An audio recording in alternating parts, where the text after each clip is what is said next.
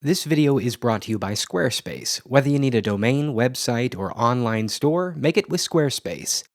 Imagine shooting a feature film as a crew of one, writing, directing, shooting, starring, editing, everything behind the camera and in front of it. What level of insanity would you need to pull such a feat off? Jamie Stuart is one such madman. His DIY feature film, A Motion Selfie, is set for release this spring, and recently we sat down over a cup of joe and talked about what it took for him to bring the movie to life. If you're an aspiring filmmaker who feels paralyzed by a lack of resources, Jamie's advice might be the antidote you need. Enjoy! Most of my audience watching this video have they've probably never heard of you, and they've never heard of A Motion Selfie. I only recently learned about you through a retweet from Filmmaker magazine, I think, about the Indiegogo, and I watched the pitch video and really kind of fell in love with the concept. So give us the elevator pitch for the film and the elevator pitch of you. Sure. I would describe A Motion Selfie basically as a DIY reinvention of the silent film. It's a movie that took me 2.5 years to complete, entirely as a crew of one. I directed it, I starred in it, I photographed it, edited it, did the color, the music, the compositing, everything. When I'm in front of the camera, there's literally nobody behind the camera. It is as DIY as it gets, but it's done in this like hyper-polished, hyper-controlled manner. There's nothing low budget. I kind of developed this style over the course of, 30 years. I was an only child, so I would be shooting short films by myself all the time. And it wasn't something that like I ever aspired to be doing, but it was the type of thing that like from time to time I would do because I needed to do.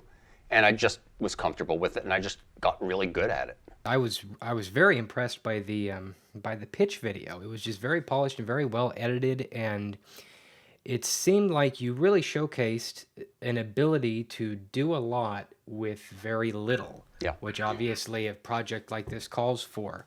And I love the dynamic nature of the shots that you were using, the editing style. How did you find your way into filmmaking? I seem to think I was always going to be a filmmaker. I don't know that I was always going to be a director.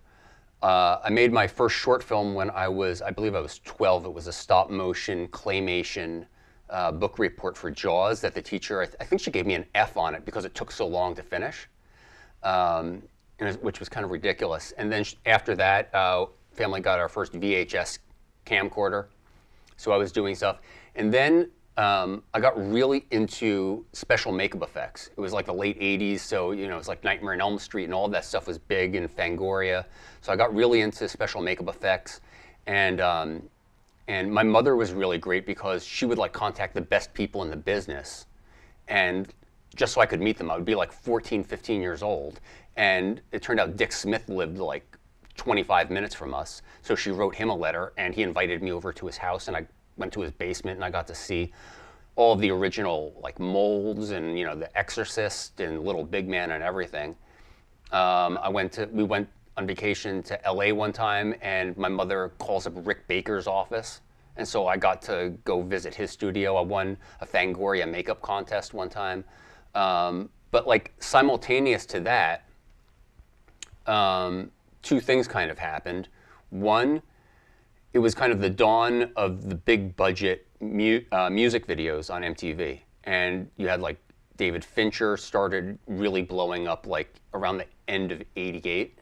And his stuff was just so much better than everything else out there that it stood out. Everything, the editing, the photography, so on. And so I started getting really into that stuff. And then shortly after that, we got our first Laserdisc player. And so I was able to, instead of seeing movies on VHS, I could see like these high quality movies in widescreen. And then also at that time, independent film first blew up.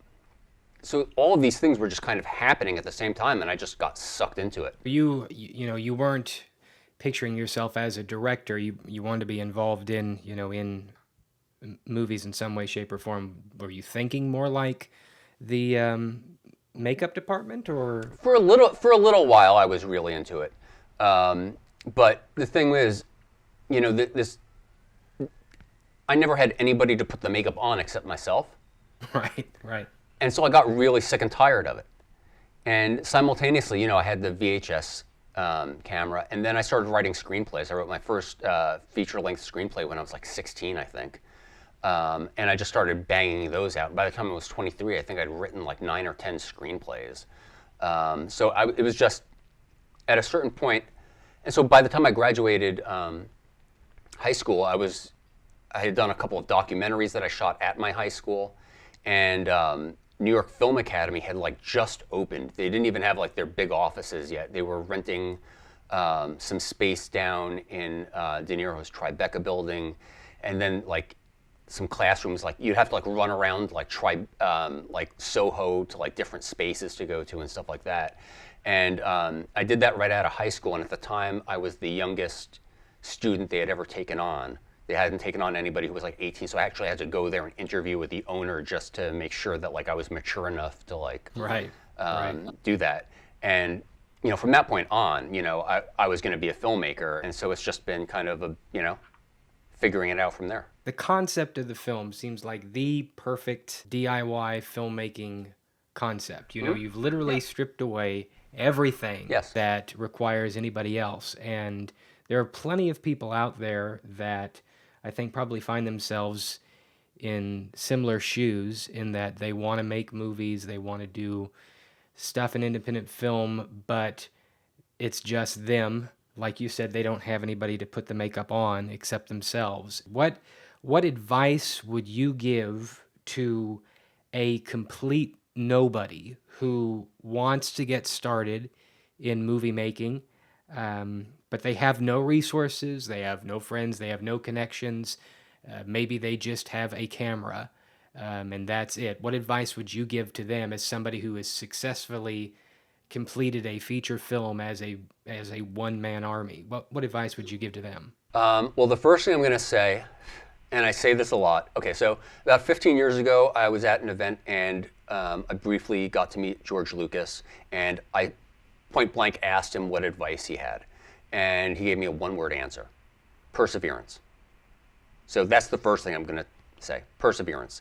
Play the long game. You might make a short film, and maybe it doesn't come out as good as you expected it to, or maybe it's not as successful on the festival circuit, or it doesn't get as many views on YouTube or whatever as you expected. Move on to the next thing. Keep going. Play the long game. So that's first of all. Second, learn your craft. Don't just decide, I'm a filmmaker and I'm going to make a feature. I thought I was going to have my first feature made 20 years ago, and it didn't happen like that. It took a lot longer. But in the meantime, I got really, really good at what I was doing, which isn't to say that it might not have been good if I made, a more conventional movie 20 years ago. But it's like anything else. The more you do something, the more you practice at it, the better you get. So that's the other thing. Keep doing it and get better and better at what you're doing. Just practice and practice. And the other thing is make sure your material is good. That's another. It's not going to go anywhere if you don't have a good script or a good sense of storytelling or whatever. So it's kind of all of these things, but it all still kind of goes back to Lucas's answer, which is perseverance. Don't give up. If you really want something, stick to it. I agree 100%. I mean, I've been on YouTube for 11 years, I think, and only this past year and a half have I, actually found, I think in the past, year and a half, I was at 1,000 subscribers in this time 2 years ago. If I hadn't persevered through the times where nobody was watching, I wouldn't have been set for when people did start watching. And I think it takes that kind of long 40 years in the desert to hone your craft and to learn what works and what doesn't. Well, let me ask you a question. What was there something specific that triggered the increase when that started happening? There was. I basically changed my entire thinking of online, of what I wanted to do with YouTube. So before the growth started happening, I would put maybe one short film on there every year because I usually made a short film a year, maybe two short films a year. And I would just upload that and just a bunch of short films and then what you could just call glorified camera tests. And that was it. And I wasn't connecting with an audience at all. It was me just kind of throwing a thing on there and letting people watch it, or throwing a camera test on there just because I thought it looked cool. And then I kind of changed my thinking, and I had to ask myself kind of a sobering question, which is I looked at my channel and all the videos I posted, and I asked myself, why would anybody watch this? Because why would anybody sit there and watch 7 camera tests back to back to back that have no story, that have no entertaining value? And I decided to really focus on putting quality writing into what I was doing and trying to tell stories through the videos. It sounds so simple to say, but writing for an audience invited the audience to come and watch. You basically developed a style for yourself. Right, absolutely. Yeah. That was basically, back in 2013 when I decided to focus on just doing this thing where I'm shooting myself. It's kind of that same thing. You realize you're at a point where something isn't working here. I'd been working for a number of years. I had a pretty big bounce after I had like my big viral short with Idiot with a Tripod. And that had kind of worn off at that point. And it was just kind of like, well, what am I going to do now? And you just kind of like say, okay, this is what I'm going to do, and you just kind of keep doing it. Was this film completely planned out? Was it a planned out affair, or was it something sporadic that you made over, a period of time? How long did it take to shoot? Was it, did you set out saying, I'm going to make a feature film all by myself, or was this several shorts that all came together? I started doing like digital DIY. My first stuff with like Mini DV and Final Cut was like late 2001, early 2002.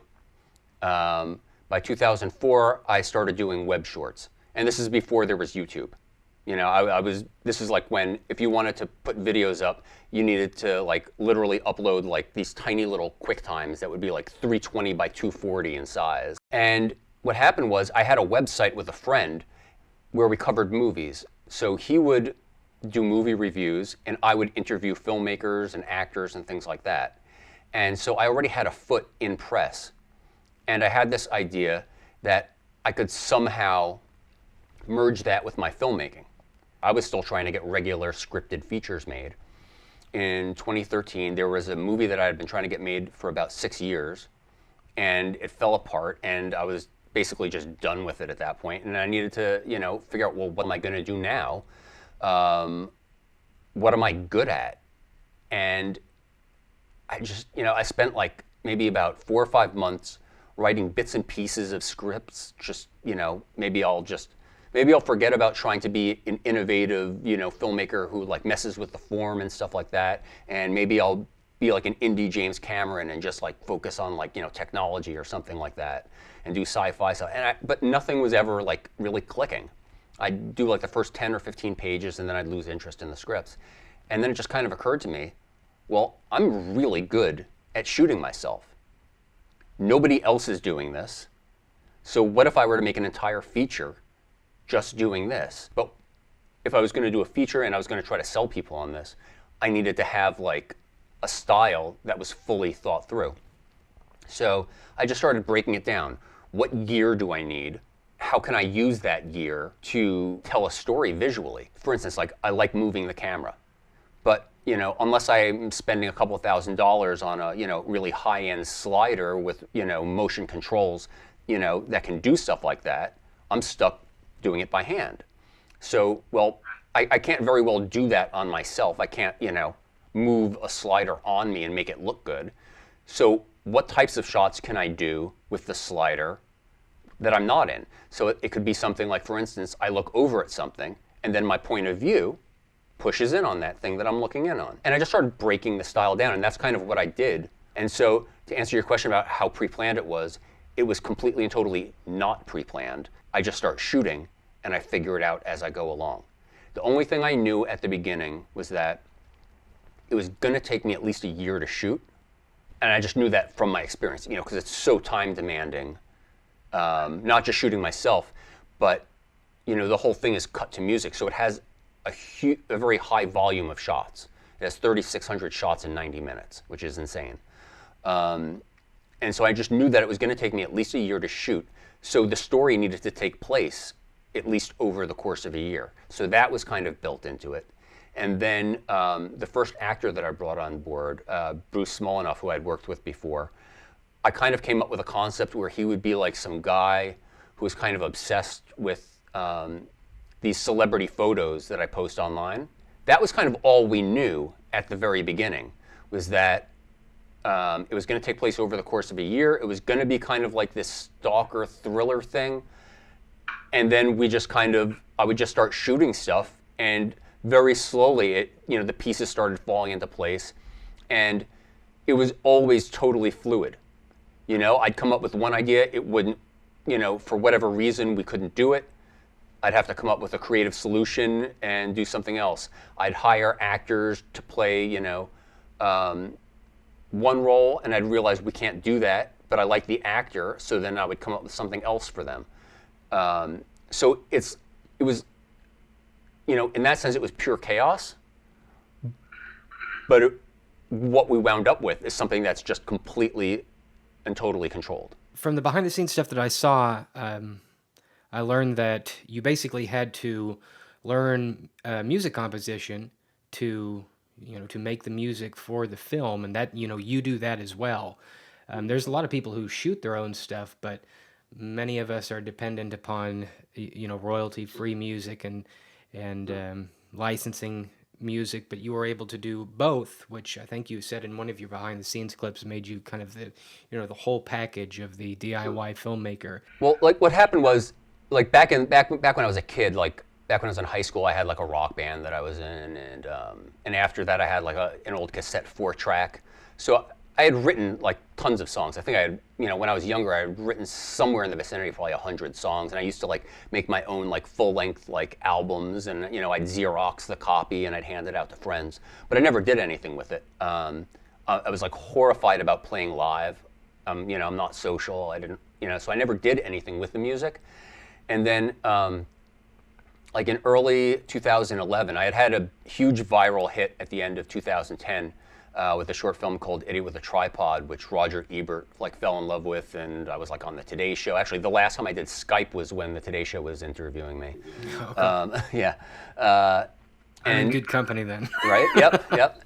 And so I just found myself with a little bit of extra cash. I had done my price went up, after that, and I had some extra cash, and I just decided, what, I'm going to take some of my old songs and I'm going to re-record them now onto my computer using like GarageBand, and I can use electronic drums, and I can plug in an electric guitar, like actually make it sound like something more than just like me with some cassette 4-track. And I got comfortable working with the musical tools, and but the jobs that I was getting hired on, I was still having to use like those crappy library tracks.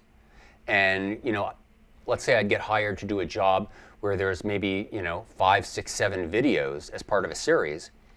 You spend so much time just browsing through this library trying to find something that makes sense, and there's none of the tracks sound alike, and there's no conformity to any of it.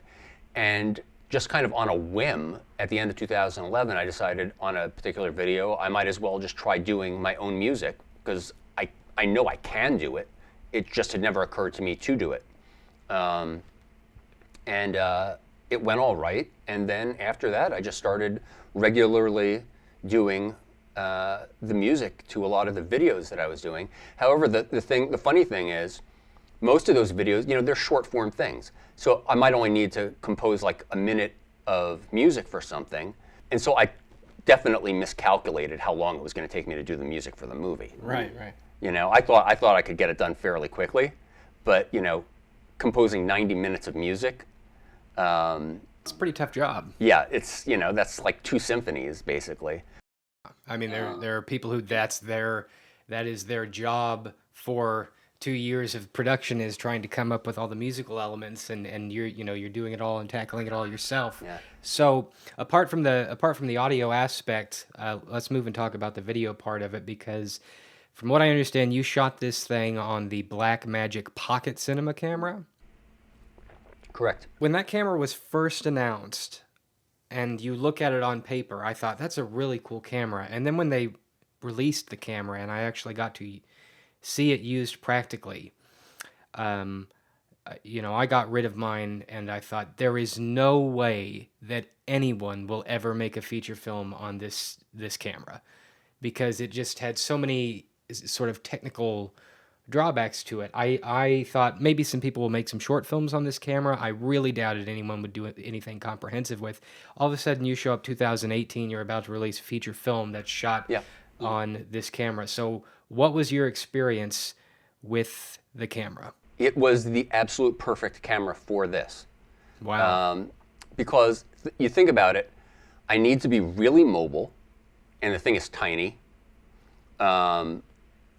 I wanted a camera. It was more important to me that I had a camera that could shoot RAW rather than 4K. Even there's a series of sequences that take place at a karate dojo, and Blackmagic was nice enough to actually send me one of their Ursas. But it was before the 4.6. It was like the original model. I needed that camera for those sequences because I wanted to shoot slow motion. But the PUG cameras, the only thing negative that I can say about it in terms of my work is that the batteries don't last long. And there were plenty of... That was the killer thing for me, was the battery and the audio. Yeah. Well, I didn't need the audio again. Yeah, that's why you say it's the great and perfect camera for your film, because your film kind of played to your film plays to the strengths of the equipment that you have, which is something that lots of indie filmmakers, particularly guys who are just starting out and doing low, no budget stuff, they don't really understand, is that you have to play to the strengths of your equipment. The raw video is the big aspect of the Blackmagic camera line, and so it seemed like it was the perfect fit for. Was there anything else with the technical stuff? I mean, there's got to be tons of drawbacks when you're shooting everything yourself. What were the positives of a one-man crew, and what were the negatives of a one-man crew? To be honest with you, most of the stuff that I've shot has been one-man crew stuff. So it's something that I know forwards, backwards, sideways, upside down at this point. It's something that I'm very comfortable with. Not to do the whole stupid 10,000 hours kind of thing, but I'd done 20,000 hours of it. And so not having a crew of people with me wasn't a big deal, because again, I had thought all of this through. So for instance, let's say I want to do a shot where the camera is pushing in on something, maybe it's a shot where a notification pops up on my phone. I look over at the phone and the camera pushes in on the phone and we see the notification on the phone. Well, rather than pulling focus while I'm moving the camera, what I would do is, normally maybe I'd be shooting with an ND so that there would be a shallower depth of field. So first of all, what I'll do is I'll take the ND off, and so that I have more in focus, and then I'll focus to the farthest back point, so that as I'm pushing in, a huge bunch of it is already just staying in focus as I'm moving the camera, so I don't have to worry about the focus, and then I know the spot that I need to end on is the very far point of the focus. Another thing that I went over in one of the videos is, since I was shooting with practical light most of the time, is I would do a lot of multiple exposures when I needed to. So for instance, there might be a window in the shot that's totally blown out. Well, I'll get a second exposure where I'm just exposing for the window, and then I'll composite it afterwards. And that that could involve rotoscoping or whatever. There's one sequence in the movie that I shot in Dumbo by the Manhattan Bridge, where the problem with shooting in that area is, because of the buildings and because of the bridge, you're either in the light or you're in the shadows, and there's no way around it. And the odds are in any given shot you do, you're going to have one or the other in the shot. So if you set your exposure for the light part, the shadows are going to be dark. And if you expose for the shadows, the light part is going to be overexposed. So I would have to get multiple exposures of all of these things and then stitch it together in post. The only drawback to doing everything myself, I didn't have any drawback shooting other people. That wasn't so much an issue because I can figure out the shots very quickly. The biggest issue was more just thinking through the stuff where I'm on camera and it's just me, because that stuff a lot of times was like 2 steps forward, 1 step back. I'd shoot stuff, I'd look at it, and I'd be like, that isn't quite right. I need to go back and reshoot this stuff. But from a technical perspective, it wasn't a big deal because I'd done so much of it already. Right. I mean, with having the one-man crew, it's got to make sort of the guerrilla style of filmmaking so much easier, because if you just want to go and shoot something somewhere real quick by yourself, you can just knock it out of the park. When I have to do shots that involve even just a crew of 4 or 5, there's a lot of walking in, setting up, and tearing down, and all of it has to be very pre-planned and very scheduled. But Sure. if it's just you and your camera, I mean, there's so much spontaneity that freedom allows you to, if you want to go somewhere or you just happen upon a cool location, you can just set the camera up real quick and start recording. So there's got to be some positives and some negatives to both of it. But it's been fun to see in the little snippets of the film that I've seen how you were able to mediate between the two extremes. So it'll be interesting to see the entire film. What are your distribution plans that you have for it? I know you had the Indiegogo. I don't know if you had a flex goal or not. Was it flex goal? I can't remember. Yeah. It was whatever I get, I get. I think my goal was 4,500, but I knew that I needed a minimum of 3. And so I wound up with what did I wind up with, like 37 or something. And so, I'm okay. It would have been nice if I'd gotten a little bit more, but I wound up with, at least what I needed. Right. I'm going to start it at Vimeo on demand, which is like the easiest thing to do. I've already been using, Vimeo for years. All I need to do now is just, pay a couple $100 for a pro account. Right. And they have great features because I knew the previous incarnation of it, which was VHX. And right before I got started shooting the movie, they used to do these open houses where you could go there and they'd talk about their platform and everything like that. I went to that just in case, as like a backup, in case for whatever reason I wound up having to self-distribute. And so I was at least familiar with that. And so, yeah, I just kind of decided, you know what, I'm going to do this. I'm going to focus entirely on Vimeo on demand for now, just to at least get it out there and so people can see it. And the bulk of the money that I raise is just going to go into like hiring a publicist who can front the movie to critics and journalists. And I know a lot of these people already because I kind of came up through the New York press scene. So yeah, that's kind of the idea, is just get it onto Vimeo on demand and make sure it gets to critics and journalists so we can at least get some kind of word out there for it, and then see what starts happening. A lot of, especially no budget filmmakers, there's such a push to do the traditional distribution model because it seems more legitimate, and maybe there's a little bit of vanity involved in that. But in order to have it, traditionally theatrically released, you have to have a marketing department. You have to have, or not a marketing department, you have to have really a marketing team to get the word out in your movie. One of the struggles that I had with my first feature that I made was, first of all, it takes everything out of you just to get it finished. Yeah. And then once you get it finished, you're completely drained, and you just kind of throw it out there to the festival circuit and hope somebody bites. And most of the people don't. And then you get a couple that do, and like you said, it's kind of a shot in the dark when you go up to the festival, whether anybody's going to even be there to see it or what the response is going to be. And there's a lot of investment in going to the festival to support the film.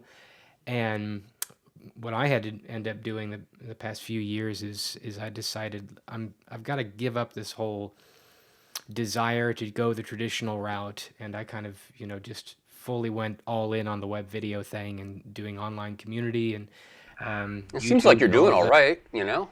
Yeah, it's really kind of blown up the past year. And so, do you think that's where independent filmmaking is heading? Like, where do you see the industry in the next 10 years? Yeah. What's the distribution model 10 years from now? It's interesting because like just like the past few days, Sundance had started an initiative to help filmmakers self-distribute, and they just started releasing some of the figures. Like one of their like the first major movie that went through their program was Columbus last year, and it did fairly well. And so they're going to try to build that into like a legitimate platform.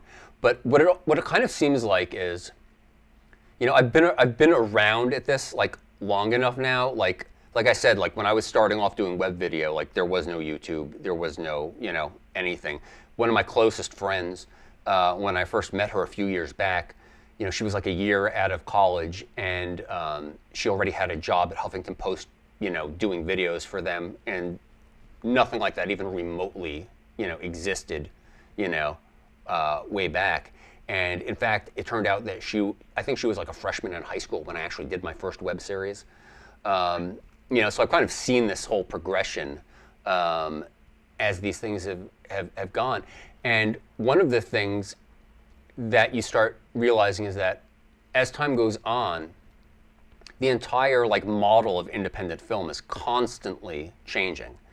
Like when I first kind of showed up legit on the scene, like around 2006, say, when I started working for Filmmaker magazine, and I was basically like Filmmaker magazine's in-house filmmaker for a number of years, and at that point, there were a number of producers whose entire business model was built around $2 million for a first or second, feature, and they could get a nice, six-figure payday out of that, and they could make, one or two movies a year, and they could support themselves pretty nicely. And right around the time that I showed up on the scene, at that point, the bottom just kind of fell out of that, and all of a sudden, $2 million movies became $500,000 movies, and there's no financial incentive. What's the business model for them? And then right at that time is when digital DIY was really starting to kick in. And now look at like what's happening with the studios, where basically the only thing the studios are interested in are like blockbuster franchises. And so it used to be studios made all sorts of movies at a wide range of budgets. And so what happened is all of these movies that used to be the low budget dramas and mid-range dramas or comedies or whatever, they're without a home at the studios. So where do they go? They now became like the top tier independent films. I don't know where it's going to be in 10 years. I can't, if you had asked me 10 years ago if I had any idea that things would be like this, I probably couldn't have predicted it. I certainly felt that like web video was going to, take off. The reason I went to the internet in the first place instead of doing film festivals was because I knew that it would be cheaper, and I could get my own website for $100 a year. That's better than spending thousands of dollars submitting to film festivals. Yeah, having it in theaters that nobody's sitting in the seats. Yeah, and the other thing was I could get more people to see it Right. in a much quicker time. I remember this was probably right around the time that YouTube had just come out. So I wasn't using any of those things for a while. I was still using QuickTime. I remember I did a short film, and it did like 3,000 views over like the first weekend, and I was like really excited. And I remember I had gone to like some Q&A thing that Soderbergh was doing, and I went over and introduced myself to him afterwards. And I told him that I had just done this short, and it did 3,000 views over the first weekend, and he looked at me, he's like, wow, that's amazing. And like look at it now where it's, people regularly, you have 400,000 subscribers, it's just blown up. You can just create something and put it out there and find an audience now. It is. It's amazing to see how it's changed in a short amount of time, and who knows where it's going to be. But I think that films like A Motion Selfie are the perfect demonstration of the democratization of film and what you can do with very little. I hope that the film does well and that it's successful. Um, where can people go to either support the film or? Well, right now, like I literally just finished the fundraiser like a week ago. So I mean, there's nothing more that people can do in that sense in terms of I am expecting at this point that we'll have it online by late spring. There's one wild card. We threw the link over to like one festival that we're friendly with, just on the off chance that maybe they wanted to program it, and it would kind of coincide with around the time that like I was going to be throwing it online anyhow. Best case is maybe it plays there and we use that to kind of premiere it, and then it goes right online after that. So, in a single sentence, what do you think it takes to make stuff?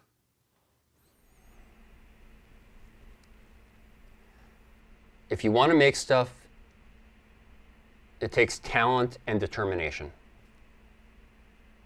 How's that? That's great. Jamie, thank you very much. Thank you. Best of luck on the film. Thank you. Thanks for having me on. And there you go. If you want to learn more about Jamie Stewart's film, A Motion Selfie, then check the description. If you're an aspiring filmmaker, I hope this interview gave you a creative kickstart. I'd like to again thank Squarespace for sponsoring this video. Without them, I just couldn't make many in-depth videos like this and still support myself. Squarespace cares about creators. They want to provide a service that makes making stuff easier. And if you're into making stuff, chances are you're also into showing that stuff. And these days, that means you need a website. Give Squarespace a try. They've got tons of great-looking templates that you can customize every which way, and you don't have to shell out money to see if it's the right platform for you. You can start a free trial today, no credit card required. That means you can try it out, nothing to lose. If you like what you see, and I think you will, you'll have your own website in no time at all. Head on over to squarespace.com to start your free trial, and when you're ready to launch, go to squarespace.com/AustinMcConnell to save 10% off your first purchase of a website or domain. Thanks for watching. I'll talk to you soon.